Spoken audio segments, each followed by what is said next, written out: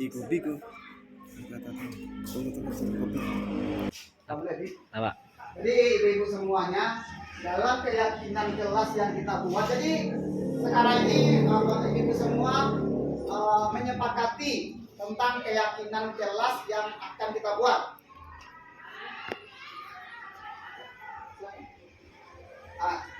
Bapak ibu-ibu semua, jadi kita sepakat ya, atau tidak sepakat kita membuat keyakinan kelas dalam kelas kita. Sepakat ya ibu ya? Ya.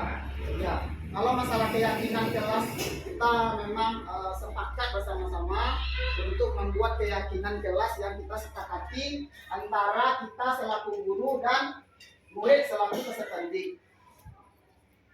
Nah, kemudian lanjut Rapi, ada beberapa yang perlu kita perhatikan. Yang pertama adalah mengenai tujuan. Jadi setiap kita melakukan kegiatan di semuanya, kita tidak akan lepas dari tujuan yang akan kita capai. Contohnya awak pergi sekolah dalam ada ibu mulai dari rumah, kalau ada tujuan awak. Kok ini mulai dari awal saya berangkat dari rumah tujuannya untuk belajar mengajar peserta didik. Kemudian materi apa yang kita ajarkan kita sudah tahu.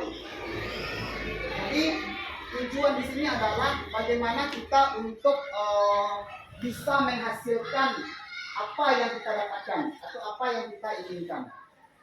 Tentang tujuan, adalah kita sebagai makhluk hamba Allah, kita akan tujuan kita adalah untuk mencapai keridhaan Allah. Kalau Allah bereda, insya Allah kita akan selamat dunia dan akhirat. Kemudian yang keduanya adalah tolak ukur. Jadi ada ukuran kita untuk melakukan sesuatu. Begitu awak coba tadi kita berangkat dari rumah, ada tolak ukur awak sampai 5 awak di sekolah, sampai jam berapa awak tidur di sekolah, kemudian sampai di mana kita nanti pulangnya. Jadi itu tolak ukur yang harus kita perhatikan. Kemudian yang ketiga adalah suasana kelas yang menyenangkan. Ketika kita akan melakukan sesuatu perbuatan atau tindakan, kita harus menyiapkan suasana kelas kita yang kondusif, yang aman. Nah, contohnya dalam pembelajaran kita harus memperhatikan kebersihan kelas kita. Kemudian yang kedua apa? Kenyamanan. Kemudian yang ketiga apa lagi? Dari gangguan. Karena kalau kita dekat dengan masyarakat mungkin jalan raya perang itu memang kita harus memperhatikan dan harus kita mendiskusikan supaya dari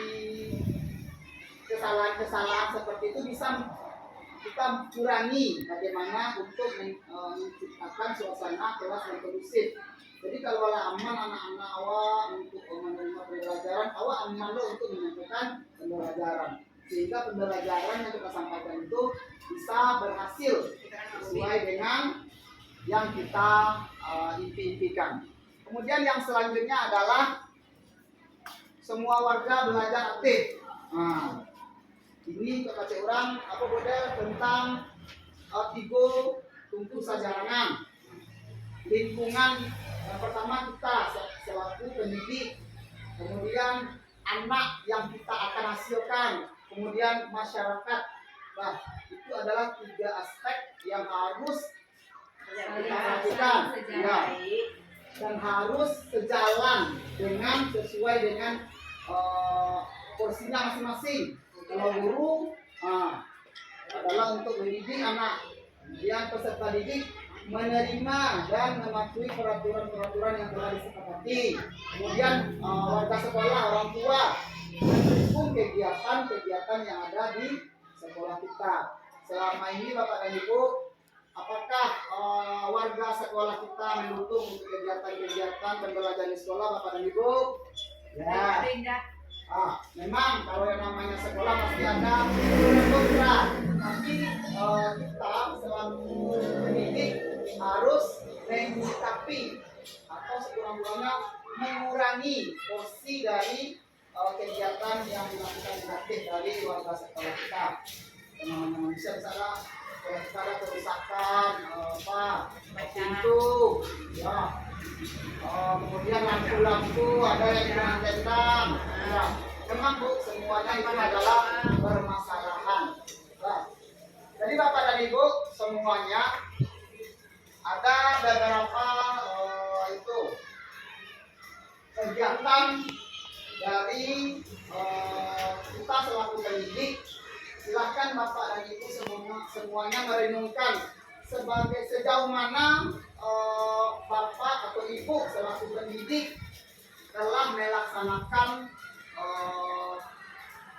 semacam keyakinan kelas yang telah Ibu Bapak buat dalam melaksanakan pembelajaran di sekolah. Silakan Bapak dan Ibu.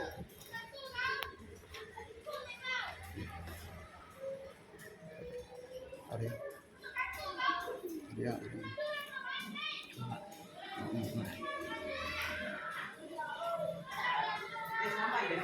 Ya. Kemudian ada lini masa atau tindakan yang dilakukan ketika kita melakukan sebuah perubahan. Kita tidak akan lepas dari yang namanya dukungan. Seperti yang saya sampaikan tadi, dukungan dari semua lapisan masyarakat, semua pihak. Ini kita membutuhkan ini masa tindakan yang akan kita lakukan. Yang pertama adalah selaku kita berada di sekolah, kita membutuhkan pemimpin. Itunya kepala sekolah. Ya, kepala sekolah. Memang namanya kepala sekolah, letaknya di atas ya Bu. Nah, kepala sekolah adalah orang yang menghandle semua kegiatan mulai dari pagi sampai siang, mulai dari awal semester 1 sampai akhir penerimaan rapor. Itu adalah kewajiban dan tanggung jawab kepala sekolah. Jadi terwujudnya pendidikan yang seutuhnya sesuai dengan filosofi Gajah Dewantara. Kemudian adalah rekan kerja. Ketika kita melakukan atau saya melakukan sebuah perubahan untuk berlaku positif, berlaku baik Bapak dan Ibu, saya tidak bisa kerja sendiri. Artinya Bapak dan Ibu semuanya, saya membutuhkan rekan kerja. Tentunya sekarang ini, ketika saya melakukan aksi nyata pada pembelajaran, saya membutuhkan kepala sekolah, rekan-rekan semua yang membantu, baik kadang-kadang materi, kadang-kadang moral, kesempatan. Nah, itu adalah suatu kerjasama yang dalam berinovasi. Ya, kemudian orang tua, Bapak dan Ibu, orang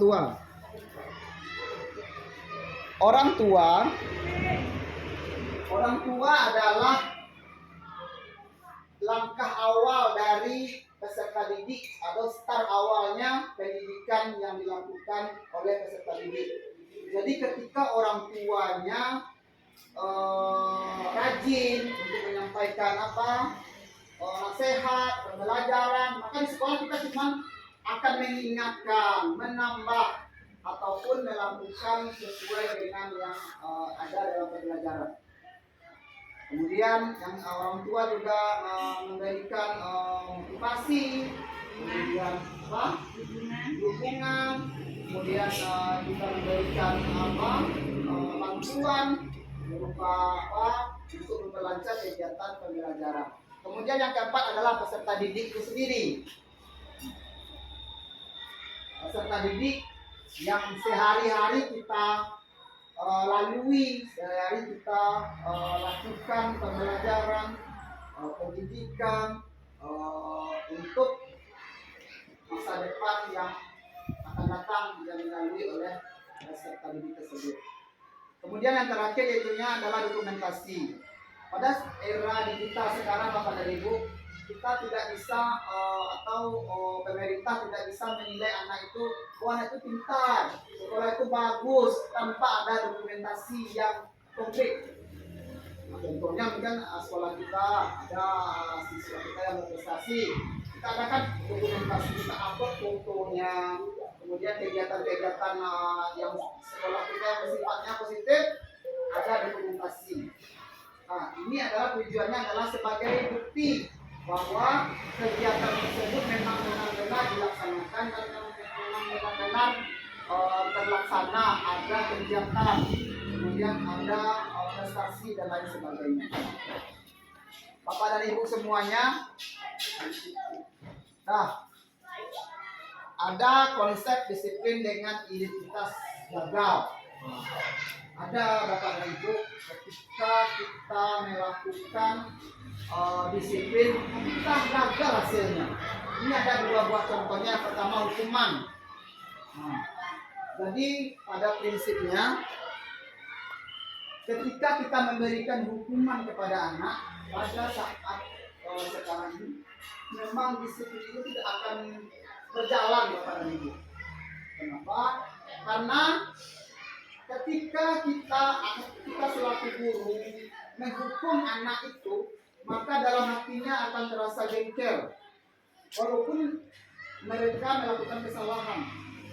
Nah, beda Bapak dan Ibu. Kalau pembelajaran di era sebelum-sebelumnya, sebelum mereka mengajar, mereka belajar, memang kalau salah anak itu hukum. Kamu salah. Kemudian ini tidak harus kamu lakukan. Itu bahasa-bahasa yang seharusnya itu kita hindari.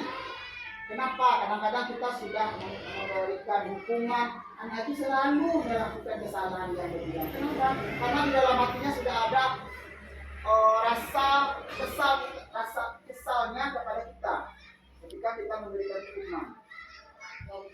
Ya. Yang kedua, yaitu penghargaan. Ya. Dulu ketika awal-awal proses kurikulum 2013, banyak ketika untuk memancing peserta didik untuk kreatif, untuk rajin belajar, kita memberikan penghargaan. Tapi saat sekarang Bapak dan Ibu kurang sesuai. Bagaimana? Kurang sesuai dalam kita memberikan penghargaan, kita memberikan reward. Contohnya, ketika kita memberikan pertanyaan, Bapak siapa yang dapat ciri-ciri mampu hidup? Saya Pak, ini Pak, kita kasih hadiah. Ada murid 15, yang satu orang dapat duit misalnya 5.000, yang selebihnya ada rasa kekecewaannya. Memang pada intinya kita sebagai selaku guru untuk memacu kan, supaya anak-anak tersebut yang 14 itu bisa semangat. Tapi sesuai dengan penelitian Bapak dan Ibu, dan itu telah disampaikan oleh fasilitator, bahwa pemberian reward atau penghargaan itu akan merusak kehidupan atau batin dari peserta didik yang lainnya yang tidak mendapatkan reward. Jadi memang dalam pemberian penghargaan reward itu kita selalu mungkin menyesuaikan dengan kondisi peserta didik kita. Jadi kalau kita peserta didik kita bermaju, itu bisa kita sesuaikan. Tapi pada intinya Bapak dan Ibu, pemberian penghargaan kepada anak baik yang berprestasi maupun yang di bidang pendidikan itu sesuai dengan penelitian akan merusak filosofi atau batin dari anak-anak yang lain tidak mendapatkan itu. Ya. Lanjut berarti. Kemudian yang kedua adalah konsep disiplin dengan identitas sukses. Nah, ini yang kita perlu kita pelajari. Yang pertama adalah konsekuensi. Yang kedua adalah restitusi. Bapak dan Ibu, ada yang pertama adalah konsekuensi. ketika kita atau peserta didik melakukan sebuah kesalahan, kita tidak akan lepas dari bagaimana cara kita mengubah peserta didik itu untuk melakukan perubahan ke arah yang lebih baik.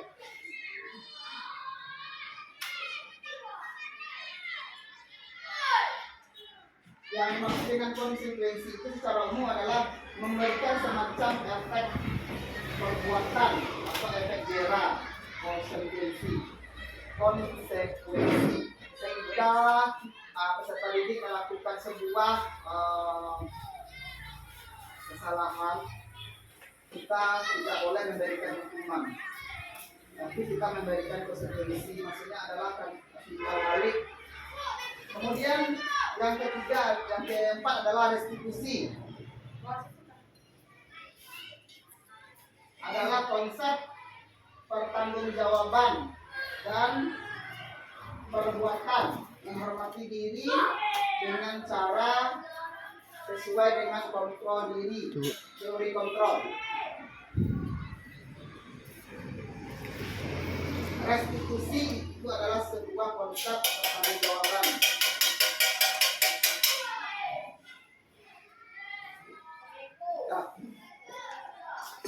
Lanjut. Ini ada sebuah kasus Bapak dan Ibu. Yang pertama kasusnya adalah ada anak yang tertangkap mencontek ketika ulangan harian. Bagaimana Bapak Ibu menanggapinya? Ini namanya kita selaku pendidik Bapak dan Ibu pasti pernah mengalami kasus yang seperti ini. Selanjutnya bagaimana kita menanggapi permasalahan yang terjadi pada peserta didik. Itu awal sedang masih anak-anak ujian bilangan harian, maka ada salah satu orang peserta didik melakukan perbuatan mencontek dengan temannya. Kadang-kadang dengan mencontek ini Bu ada semacam kegaduhan. Bu, aku nyawa yang contek di sianu Bu, Pak nyawa yang contek di sianu Bu, kadang-kadang lucu. Yo mau dicontek, yo sampai ributlah heboh ketika dalam kelas. Jadi itu menyebabkan kelas kita tidak kondusif lagi. Jadi cara menanggapi, atau ada Bapak dan Ibu yang tahu cara menanggapi permasalahan yang Bapak dan Ibu, silakan.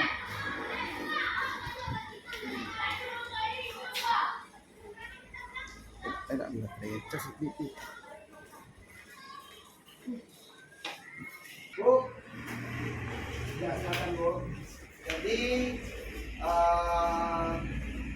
ketika ada kasus yang pertama memang kita panggil peserta didik tersebut ke dalam ruangan yang kalau ada kita ruangan BK itu yang lebih bagus. Kalau ada mungkin ruangan semacam perpustakaan, kita panggil anak tersebut. Jangan sampai ketika ada peserta didik melakukan kesalahan, dia kita panggil dan teman-temannya melihat semuanya apa kasusnya. Jadi itu merupakan salah satu yang menyebabkan peserta didik itu kadang-kadang merasa salah, permasalahan itu semakin jadi-jadi ya Pak dan Ibu. Kenapa? Karena nanti ketika di luar peserta didik tersebut akan memberikan semacam pernyataan kepada orang lain. Jadi masalahnya SPT itu banyak. Namanya kan ada apa katanya Minang nggak kok. Kalau kita menyampaikan lisan itu banyak, lisan lebih banyak. Tapi ketika kita memberikan sedekah, paling-paling kita sedekah 5.000 ya ke masjid, paling-paling tak ada tambahannya. Tapi kalau ketika kita menyampaikan secara lisan, kadang-kadang ada tambahannya Bapak Ibu. Jadi sebagai manusia, mari kita bersama-sama untuk mengubah kebiasaan tersebut. Jadi solusi dari permasalahan kasus yang pertama itu Bapak dan Ibu, yang pertama adalah kita selaku pendidik memanggil peserta didik itu di dalam satu ruangan, jadi kita panggil. Kemudian yang kedua adalah memberikan semacam validasi atau perbuatan menyesali, bukan. Contohnya begini Bapak dan Ibu, ketika kita panggil anak-anak Bapak tahu Bapak panggil ke sini, apa jawabannya anak? Tidak Pak, tidak Pak, ada, iya Pak, ada. Kemudian apa tadi misalnya kalau tadi Bapak melihat anak Bapak melakukan perbuatan yang tidak sesuai dengan keyakinan kelas kita.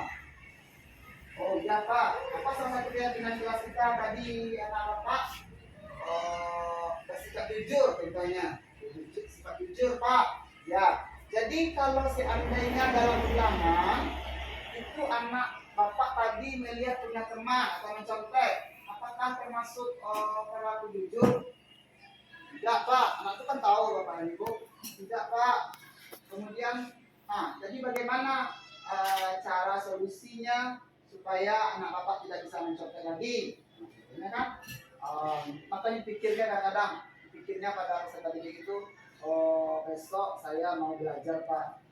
Ini dari kesalahan yang mereka lakukan bisa kita ambil kesimpulan mereka juga yang menjawab. Jadi intinya, kemudian Bapak dan Ibu, intinya adalah ketika anak melakukan sebuah kesalahan, mereka menyadari kesalahan yang dia lakukan sendiri. Ada rasa mengakui kesalahan. Kemudian setelah kita anak tersebut mengakui, maka ada kita lakukan yang pertama adalah untuk mengubah peserta didik itu untuk tidak melakukannya. Jadi kita ambil kesimpulan. Jadi bagaimana anak Bapak kapan perilaku yang seperti ini bisa diubah? Oh, saya bersedia Pak. Bersedia untuk melakukan mulai dari sekarang Pak. Jadi ini adalah merupakan suatu kasus yang terjadi, tapi peserta didik itu sendiri yang bisa mencari atau menyelesaikan jawabannya. Kemudian selanjutnya kasus kedua adalah ada anak-anak yang berkelahi di dalam kelas ketika Bapak Ibu sedang mengajar. Apa yang Bapak Ibu lakukan terhadap kasus tersebut? Pendidik di sekolah dasar. Kadang-kadang ada saja ketika kita mau mengambil pena saja sudah ada kegiatan anak yang tidak sesuai dengan kegiatan pada saat itu. Kemudian ini kasus ini adalah sering kita temukan Bapak dan Ibu. Ketika kita memberikan pembelajaran, ada anak yang bertengkar. Kadang-kadang ada yang mencetek kapal kawan. Ada yang melempar dengan kertas, prak. Ada, kemudian nangis, perempuan suka nangis. Kemudian bagaimana kita menyikapi kasus tersebut? Jadi Bapak dan Ibu, sesuai dengan kasus yang disampaikan tadi Bapak dan Ibu. Nah,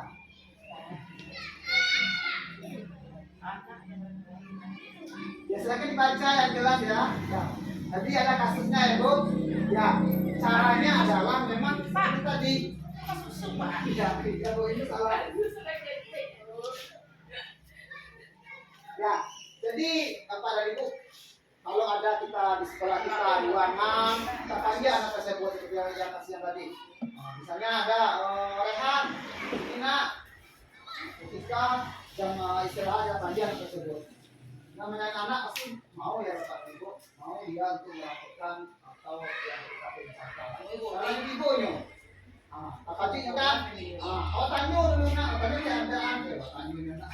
Tanya ya Bu, Pak ini kabar Rehan. Siapa? Ya. Ya, kita tanya anak tersebut. Nah, bagaimana keadaannya? Alhamdulillah baik Pak. Tadi Pak Dana kok dari Bapak Candi tadi Rehan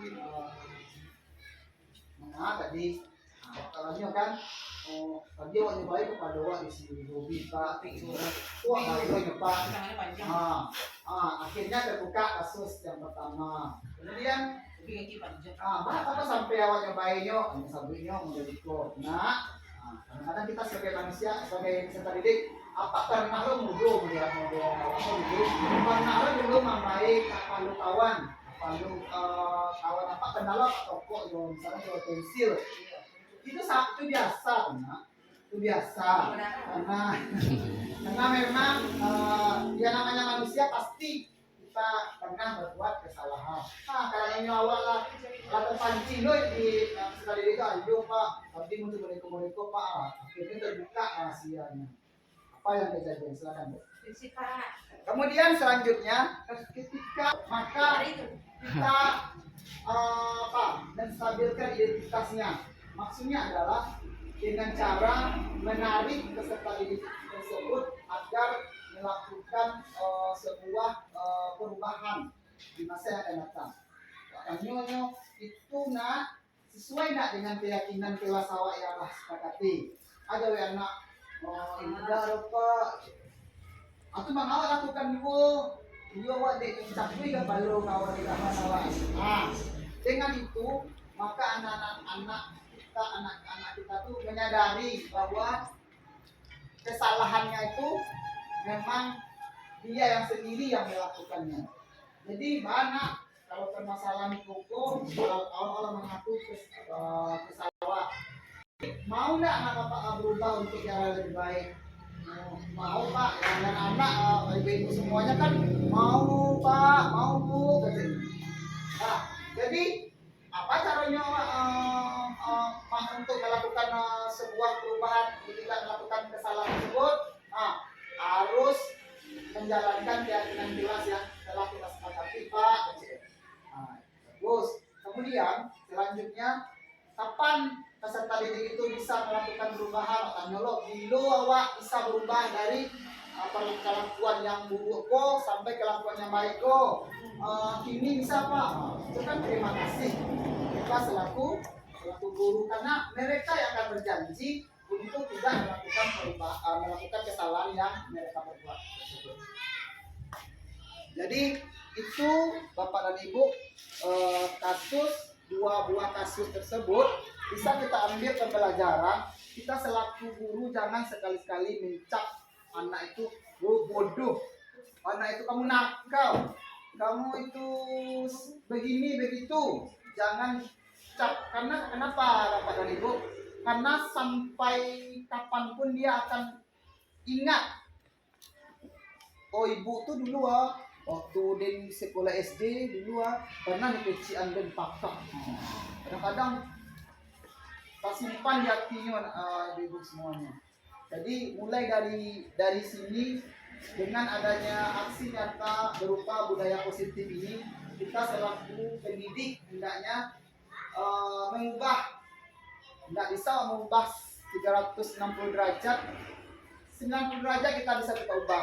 Tentunya dengan berbicara yang baik kepada anak, kita memberikan tutur sapa yang baik, contoh tauladan, karena kita yang ditiru oleh peserta didik. Kemudian kita yang setelah peserta didik itu, maka kita akan menuntunnya supaya pendidikannya atau karakter anak tersebut bisa berjalan sesuai dengan yang kita inginkan. Jadi Bapak dan Ibu, kita nanti akan diskusi mengenai keyakinan kelas. Nanti kita akan menyepakati bagaimana cara untuk membuat keyakinan kelas dengan cara melakukan sebuah diskusi untuk sehingga terciptanya keyakinan kelas yang baik atau yang kita sepakati. Assalamualaikum warahmatullahi warahmatullahi wabarakatuh. Waalaikumsalam warahmatullahi wabarakatuh. Alhamdulillahirrahmanirrahim.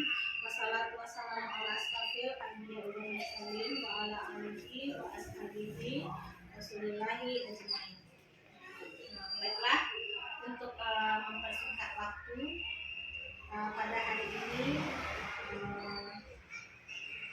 yaitu menyampaikan acara penyampaian aksi nyata berupa berbagi aksi baik dalam budaya positif di UPT SDN 28 Karangpaut oleh CGP Angkatan 8 Pesisir Selatan, yaitunya Bapak Andika Putra. Kepada Bapak Andika kami persilakan.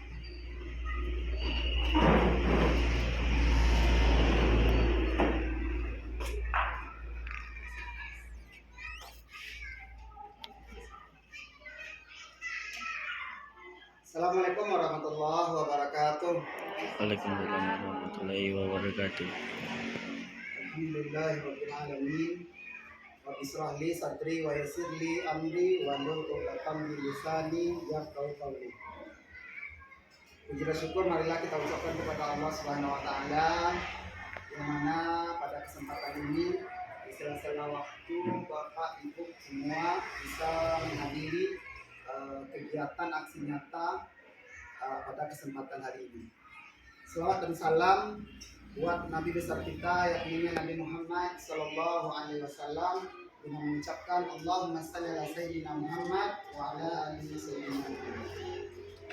Baiklah, yang sama-sama kita hormati Ibu Kepala UPT SDN 28 Karangpaut yang berkenan hadir dalam rangka berbagi aksi baik di UPT SDN 28 Karangpaut ini.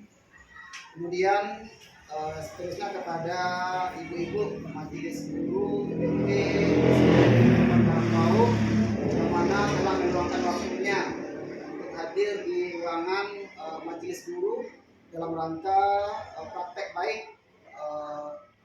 Ini merupakan adalah kegiatan rangkaian kegiatan CGP pada kegiatan calon guru bendera angkatan 8 yang ada di Kabupaten Pesisir Selatan. Baiklah, ibu-ibu semua, hadirin wa hadirat rahimakumullah, mengenai aksi nyata yang saya paparkan di sini adalah bagaimana setelah kami atau saya sendiri belajar pada pendidikan CGP bisa diaplikasikan dalam kegiatan yang ada di UPT SDN 28 Karangpaut ini. Jadi intinya Bapak dan Ibu, setelah saya melakukan kegiatan, ada umpan balik atau ada efek sampingnya pada kegiatan pembelajaran kita yang ada di sekolah kita ini. Bapak dan Ibu, ini adalah forum berbagi aksi nyata calon guru penggerak angkatan 8 Kabupaten Pesisir Selatan. Yang judulnya adalah penerapan budaya positif melalui keyakinan kelas.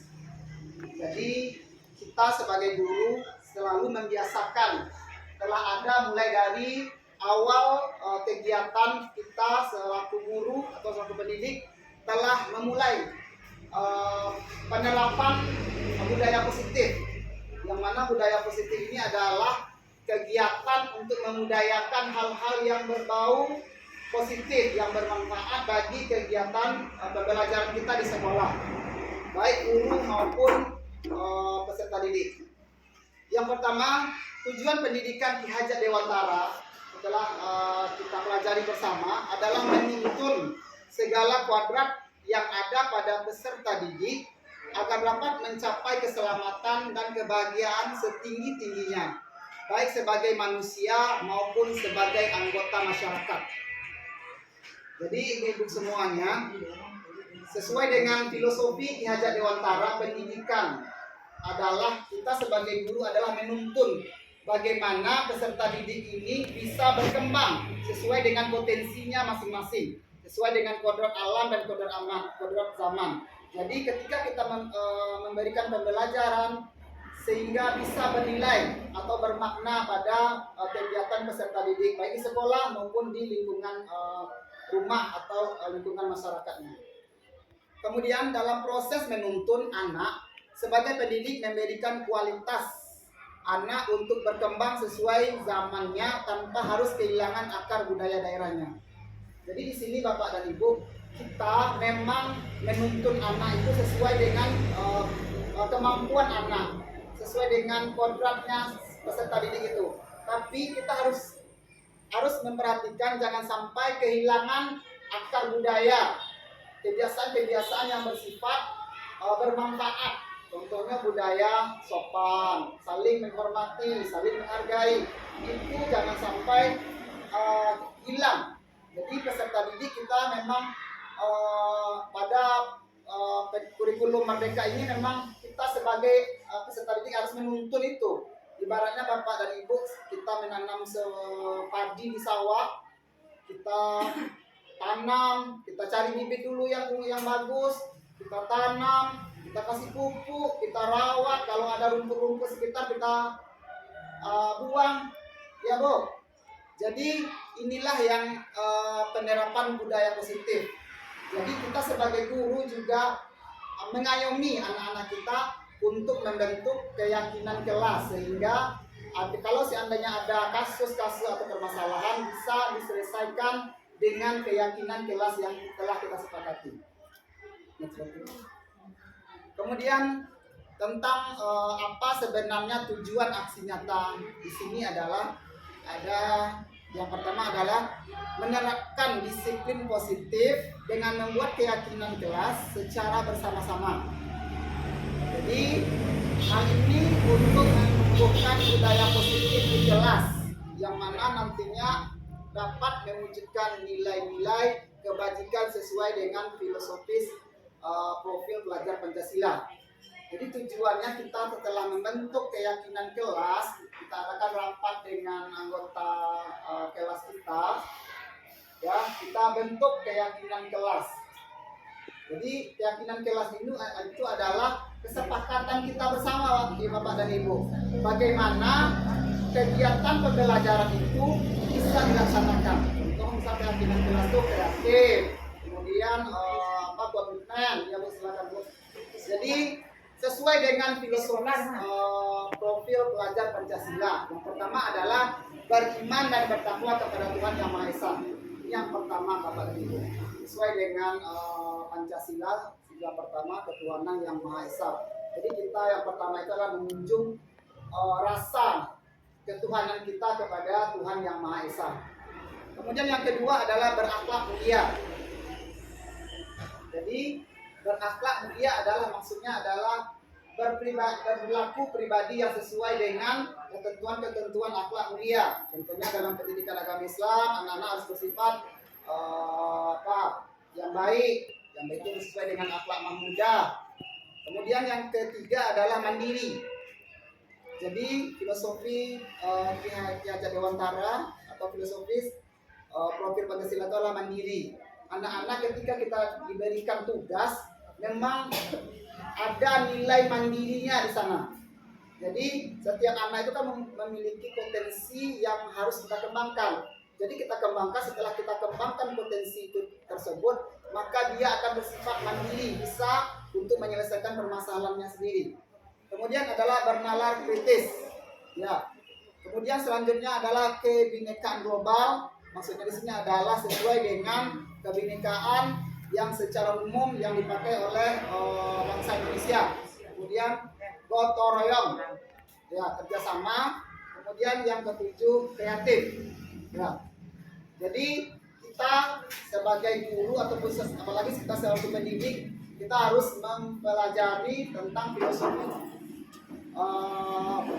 profil pelajar Pancasila yang 7 tadi.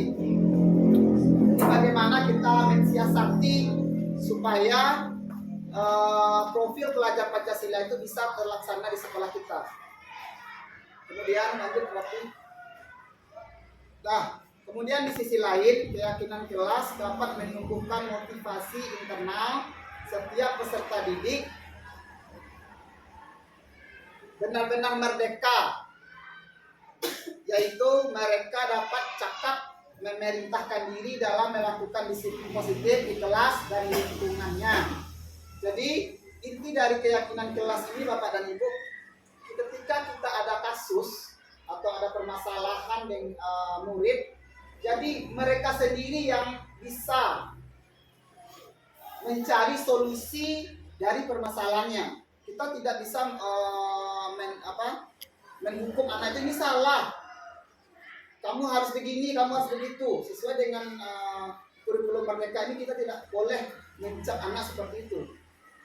Jadi kita ketika ada permasalahan, dari permasalahan itu bisa anak-anak bisa mencari apa sebenarnya permasalahannya, mengetahui apa permasalahannya, kemudian mengakui kesalahan yang telah mereka perbuat, kemudian dan mencari solusi. Kita yang mencari solusi, kemudian dia yang melakukan untuk kedepannya. Kemudian ada sebuah pertanyaan yang pertama adalah, apakah Bapak Ibu setuju dengan keyakinan kelas? Jadi pembelajaran sekarang Bapak dan Ibu ada salah satunya adalah membuat keyakinan kelas, yang mana keyakinan kelas ini sebetulnya sebelum-belumnya sudah ada, tapi namanya saja yang berubah. Tentunya misal peraturan kelas, kemudian disiplin dalam kelas, anak-anak harus begini, harus begitu. Tapi pada pembelajaran yang sekarang, keyakinan kelas itu memang kita harus menampilkan. Setelah kita musyawarah, kita tulis, kita tampilkan di depan kelas. Jadi ketika anak-anak akan melakukan sebuah permasalahan atau kasus atau pelanggaran, jadi mereka melihat, oh berarti ini kalau seandainya ini yang saya lakukan berarti telah melanggar keyakinan kelas. Jadi ada rasa kesadaran bagi peserta didik itu untuk tidak melakukan apa-apa yang ada dalam keyakinan kelas kita. Nah, jadi itu Bapak dan Ibu. Bapak Ibu semuanya, dengan keyakinan kelas ini Bu, kita bisa semacam tahu akan peraturan-peraturan yang telah kita sepakati bersama. Ya Bu.